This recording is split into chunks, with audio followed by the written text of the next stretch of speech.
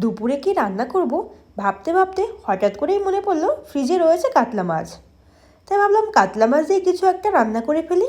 প্রথমে আমি কাতলা মাছগুলো ভালো করে ধুয়ে নিয়েছি, ধুয়ে জল ঝরিয়ে নিয়েছি। তারপর মাছগুলোতে কিছুটা লবণ, হলুদ আর সাদা তেল মেখে কিছুটা সময় রেখে দেব, যত সময় না আমার কড়াই গরম হচ্ছে। আর এক সাইডে আমি কড়াই গরম বসিয়ে দিয়েছি। কড়াইয়ে সাদা তেল দিয়ে মাছগুলো এপিট ওপিট করে আলতো করে ভেজে নিয়েছি। আলতো করে ভাজা হয়ে গেলে আমি মাছগুলো নামিয়ে নিচ্ছি একটা পাত্রে। আর ওই তেলেই আমি দিয়ে দেবো গোটা গরম মশলা। গরম মশলা বলতে আমি দিয়েছিলাম 4-5টা মতন এলাচ আর 4-5টা মতন দারচিনি। এলাচগুলো আমি মুখ ফাটিয়ে দিয়েছিলাম, না হলে তেল ছিটাবে তার জন্য।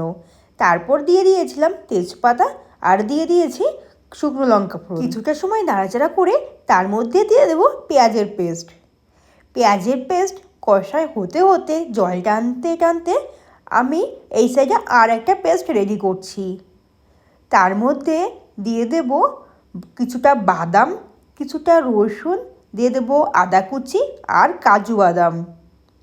ভালো করে সব কিছু পেস্ট করে নেব জল দিয়ে, কারণ যেহেতু সব কিছু ড্রাই আমার এখানে জল ব্যবহার করতেই হবে।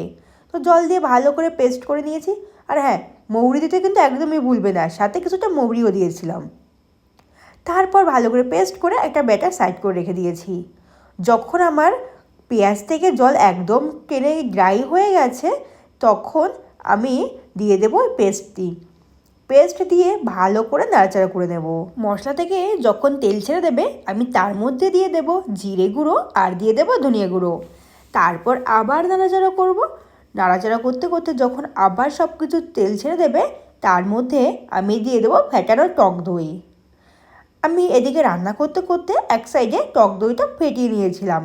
আর টক দই ফেটানোর পর আমি সেই টক দইটা আমি দিয়ে দিই মশলার মধ্যে। তারপর ভালো করে আবার মশলাটাকে কষানো শুরু করে দিই।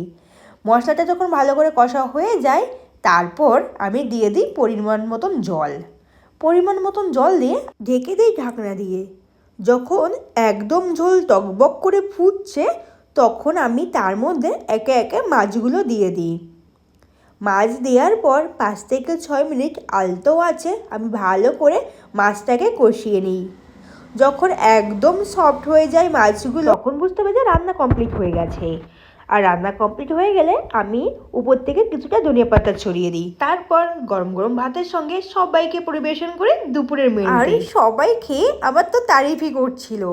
তো বন্ধুরা, এই ভিডিওটা তোমাদের যদি একটুও ভালো লেগে থাকে অবশ্যই লাইক কমেন্ট তো করতে একদমই ভুলবে না। আর তোমাদের যদি দই কাতলা একটু অন্য স্বাদে খেতে ইচ্ছা করে অবশ্যই এইভাবে একবার ট্রাই করে দিতেই পারো, দেখবে ভালোই লাগবে আশা করি।